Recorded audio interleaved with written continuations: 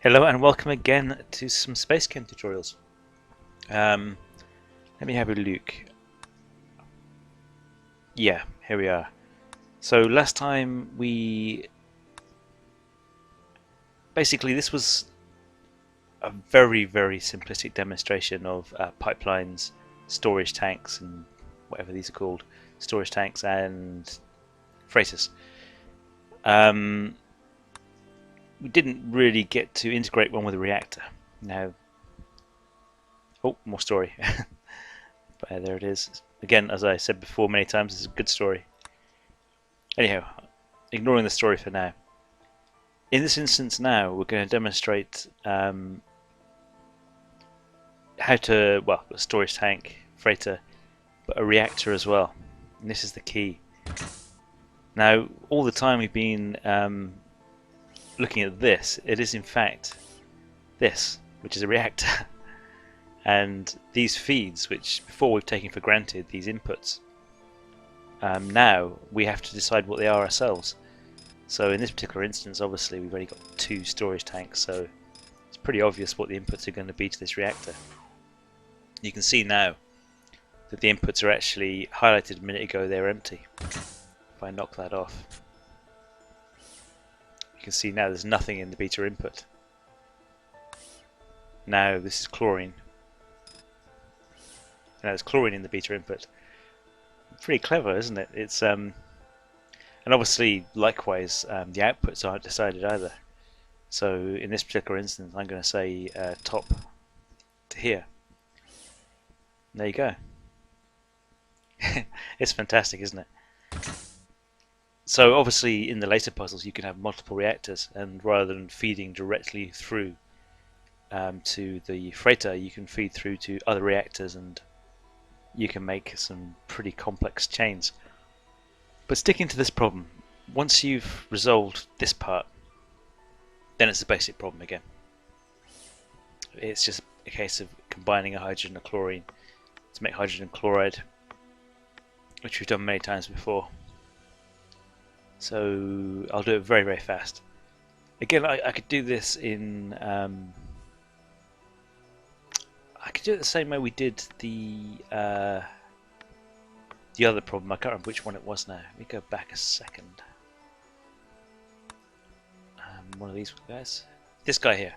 Could do exactly the same thing here. As a matter of fact, I didn't actually realise it was exactly the same hydrogen chlorine, hydrogen chloride. So we can just copy that solution there.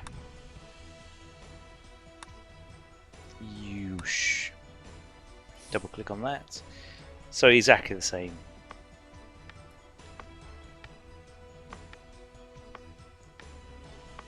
And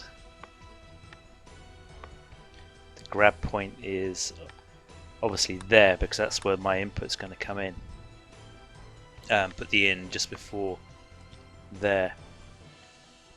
Now I don't need blue, do I? I'm not using blue, so in beta, yeah, there. Drop here.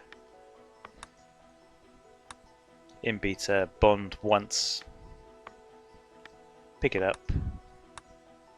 Drop it anywhere we like in this section here, because that's where I could actually change it to the other side if I wished, just to demonstrate. I mean, it was a choice I made.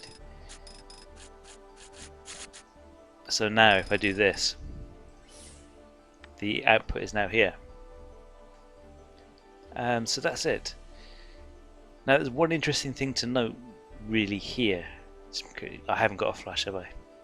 So an out and omega now because I've changed the side.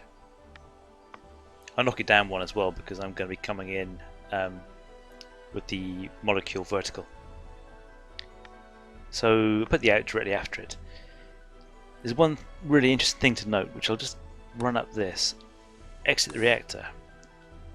Now you can see the input travelling up the pipe, and this is stalled. I'll just demonstrate that from the inside. In all the previous examples, the input has been absolutely instantaneous, but now there's the travel time in the pipe coming in.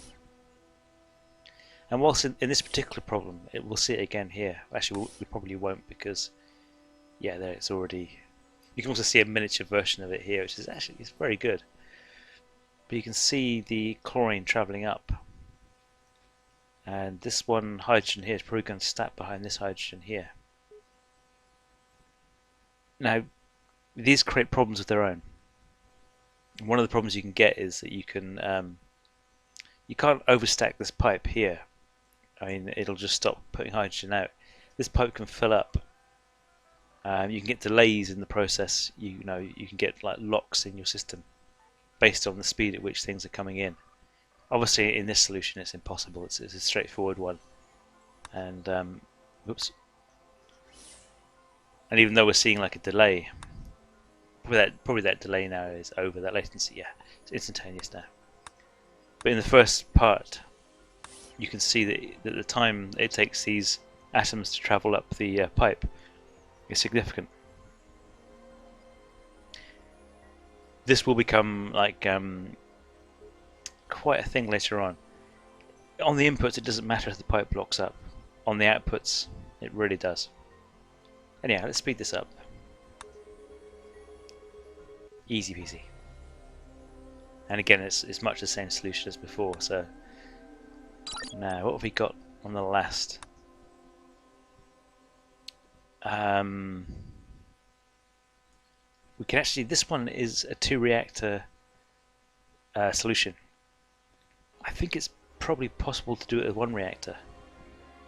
No, of course it's impossible to do it with 1 reactor, isn't it? Obviously, I've got 3 inputs. 1, 2, 3. So, it's impossible to do it with 1 reactor because I couldn't get the 3 pipes in. So, let's have a look at the problem. We've got to use 2 reactors to deal with the 3 inputs. We've got I'm trying to think of the best way to do this. We can go CO. So that would be a CO reactor. Or we can go a CH reactor.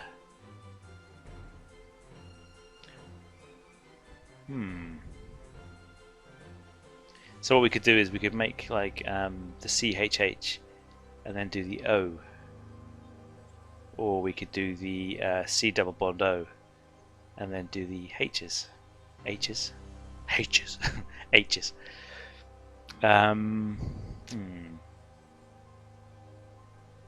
Which way is better, or does it make any difference whatsoever?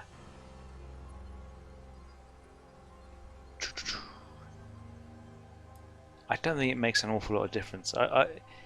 Either way, you've got to do the same thing with the hydrogens, which is get one out of the side. So what I'll do is, because it's more natural order, go down to here, put the H, sorry, down here, C, and the oxygen here. Now put the H into the top here, and the output here.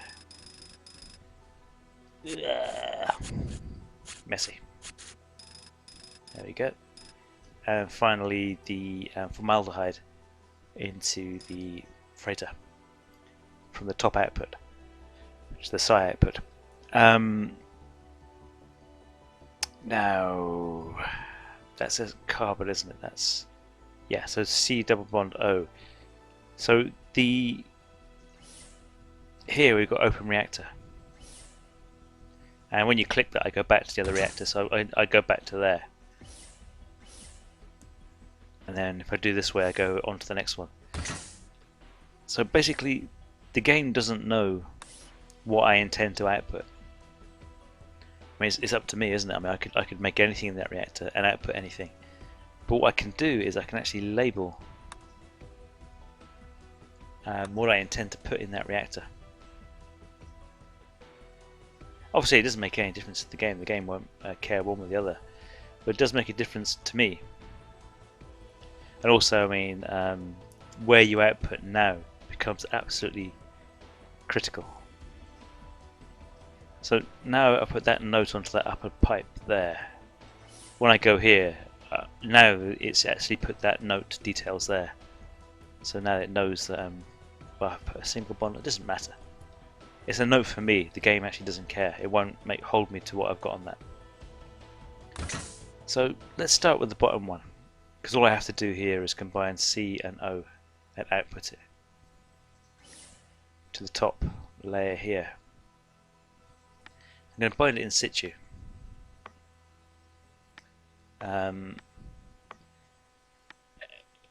Yeah, I'll bind it in situ. Let's put on the grab. The grab is going to be there, isn't it? So there's no option in that, and the grab is going to be there. There's no option in that. The red layer is going to drop the C on this side, and the blue layer is going to drop on the other side, and they're out of each other's way, so there's going to be no chance of interference.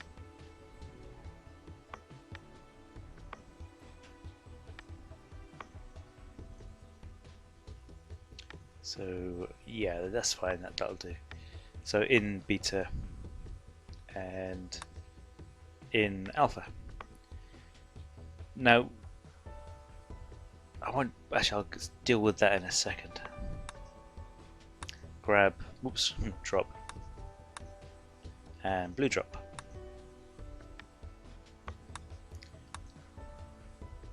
Okay. Now the problem here is that you can see the red circuit is really small and the blue circuit is actually quite large. Now this creates a problem for us. That means that the red circuit is going to complete a long time before the blue circuit. And this is where this little symbol comes in, sync. And what sync will do is it will pause the red loop until the blue hits a sync of its own. So created a problem for myself here by putting the I have to put the sync 1 back to avoid that intersection, so I have to put the sync back 1 here. So what I've done is I put a blue sync there, synchronization obviously, and the red sync will pause there, or the red Waldo will pause there until the blue Waldo hits that sync, and they'll both hit their respective start at the same time again, and hence reset the loop and synchronize everything. Now blue can do all the work because we know that blue's going to be there. Well, this is where things get interesting, because the input speed, quickly exit the reactor, because the input speed is relative to the length of this pipe, or relative to other things in the circuit. Just because the loop circuit smaller, you can't guarantee that it's going to complete first. You can in this case because we can see the length of the pipes is very short and direct. But in the more complex circuits or machines, things become a problem, and you would need a sync at the input as well to guarantee that the so you put an input here and a sync there. I'll put it in anyway. And what this does is make sure that both loops operate when both have an input. And that basically takes care of any kind of latency or lag in the pipe. Let's run it with these two syncs. I don't need these two syncs, I'll take them out in a minute, but just for now I'll run it with these two syncs. Okay, and now you can see there, blue is first, but they both get it at the same time because of the sync. Let's just do that one more time. Whoop. So blue comes in first, but then blue pauses. And there. So they both pick up at the same time. We know red's going to drop first, and now red's waiting. And then both these boys hit the start again. And see, everything now is beautifully synchronized. Now obviously blue's going to have to do the job of bonding, double bond. I've got a single bond there on my label. It doesn't matter, but I'll change it anyway just for edit note. You can drag on a double bond onto this, and that'll change it to a double bond, so it's easier to, well, just for, again, it's just for me, but it's nice to be right. So we need 2 bonds, so bond plus, and we need to flush as well. So bomb plus, and flush psi. Perfect. Now I'm just going to whack a pause in after the out. There we go. So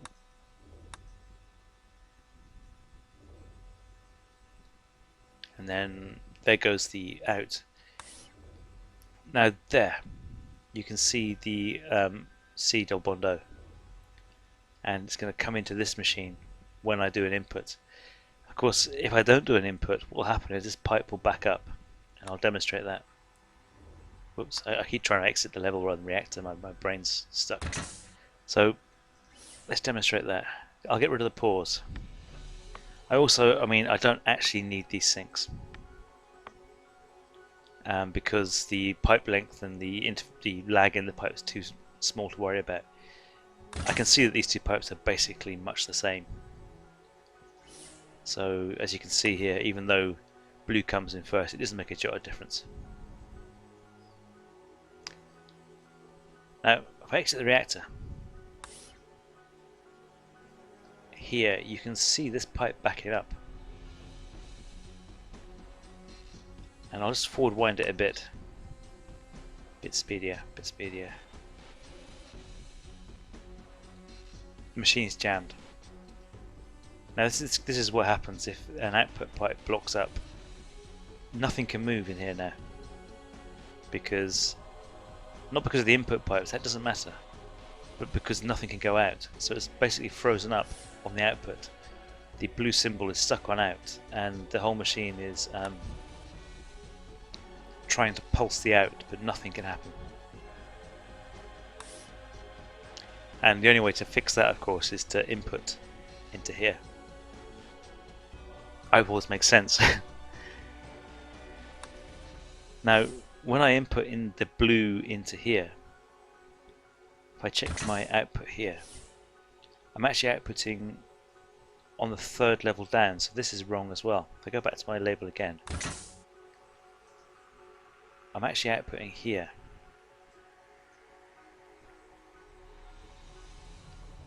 And let me just check very quickly. Carbon is on the far side, not the near side. So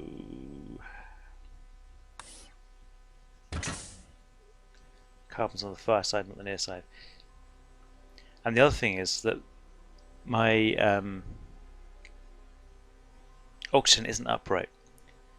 It's actually horizontal, which doesn't actually matter because I can put the hydrogen on the side at this side and this side. But it can actually matter.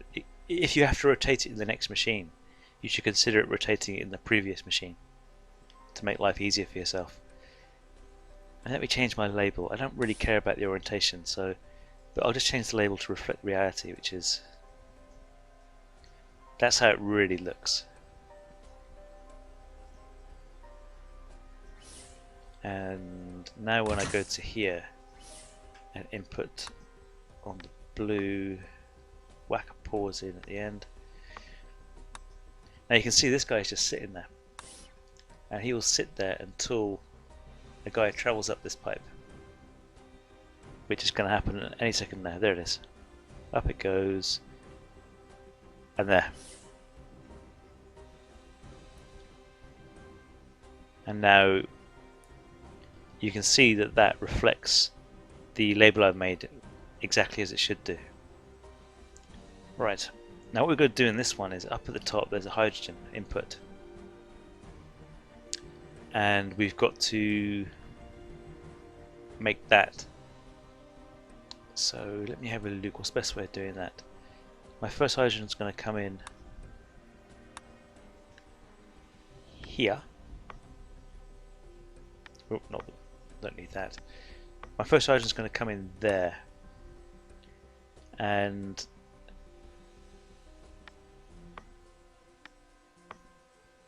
my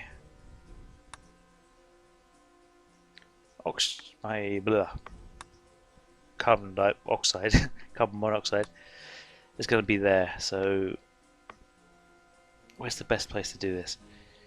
there's two solutions here again that both work. One is I could actually connect the hydrogen and the oxygen and the carbon monoxide here, and then rotate the whole thing round and put it back. So basically I'd have to drop the, what's the best way to do that? C double, I've got bond to the C, so CO there. Put the hydrogen in, bond it, and then come back round again and drop it, and do it again. The other way is to get two hydrogens from the red loop and pin them onto a carbon monoxide. I'll do it the easiest way. Now again, we'll go for the in situ thing, which is, I think that's what I need there. You'll see what I'm doing in just 1 second. Grab that. That's the oxygen end, isn't it? So I'll grab the carbon end. Now I need to rotate the oxygen end upright.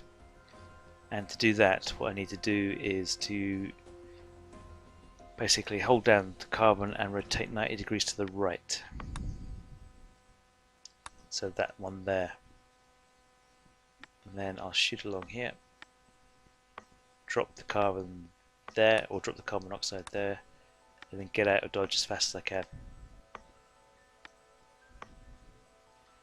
And there we go. Oh, that's a grab there. Let's change that to a drop. So we'll just demonstrate that very quickly.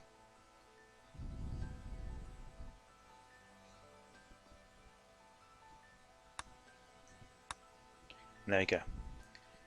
So now what the red has to do is the red has to drop in. Just move that out a notch. The red has to drop one hydrogen there and one there.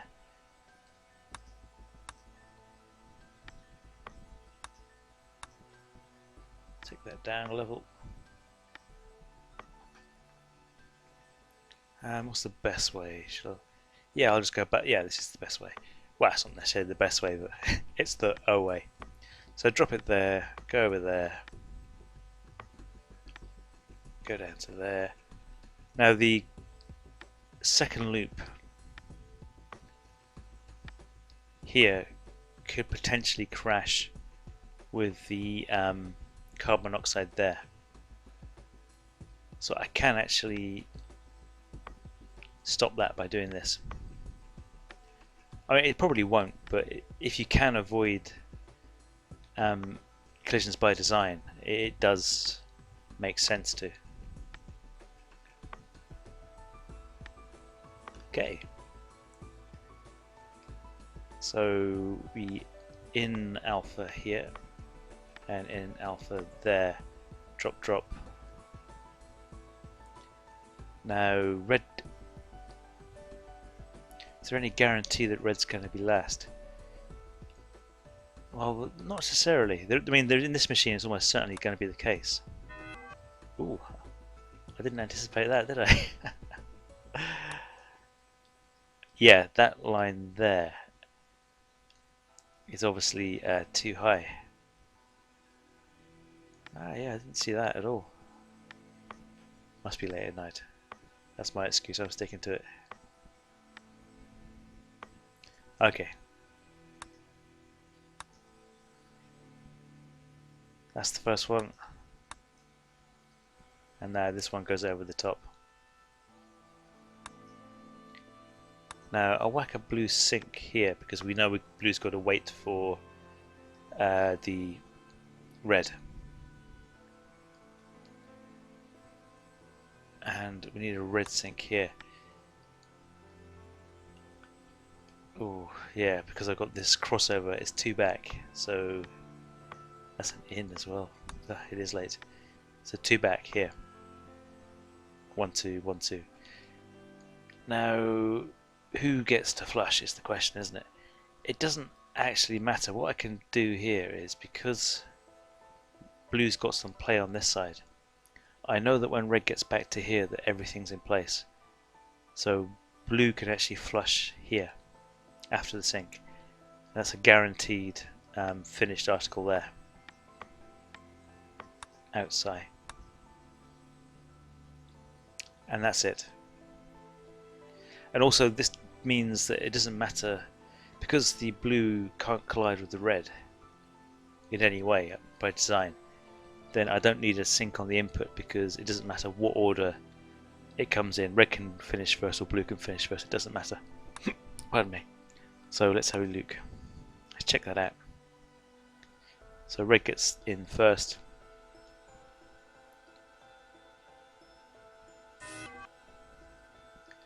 Yeah. Of course the only thing that I've gotten wrong is I've got no bonding going on. So how many bonds do we need? Just one. One for each hydrogen. So let's see that in action. That's the last hydrogen coming in. When that sync gets hit, then this is going to happen. Now you can see, even though there's just one bond, because I've got two bond thrusts, a row of 3 bonders there, then obviously each bonder is going to flash up and give one bond to each side. Like this. And that now will go on until the end. Nice and simple. So let's exit the reactor. You can see the whole picture. So now we've got 2 reactors working together. Even if this pipe is to jam up, it wouldn't necessarily matter. I wonder if I can make that pipe jam up to demonstrate that point. Seems to be moving out too fast.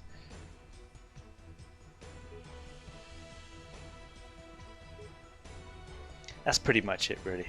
There isn't much more to learn here. I don't think I've made the most efficient machine I could. Looking at it now, this looks like a lot of extra work. I could probably rethink this machine and make it a lot tighter. But it's good enough. I think that's good enough. There isn't much more to learn here. But this should demonstrate how to make more than one reactor work together to make a much more complex machine. And it starts to, there's a certain elegance to it. It looks really nice.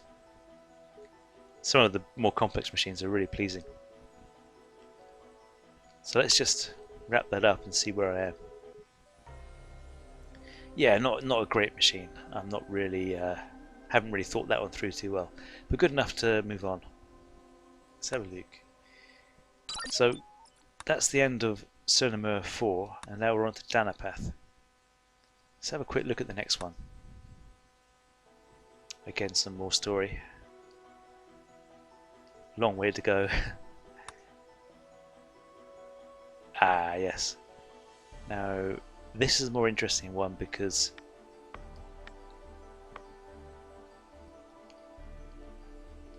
on this one you basically have 2 carbons and 2 hydrogens to deal with. And again, as there always seems to be, there's 2 ways of doing this. I think I'll leave this one till next time. And then we'll do a couple in Danapath. And I think at Danapath as well there's a boss battle at the end of it. Which is, you know, in a puzzle game is quite a rare thing, I guess. And the boss battles are really good fun. So yeah, let's leave it there for now. I hope that helped, and thanks a lot for watching. Until next time, bye bye.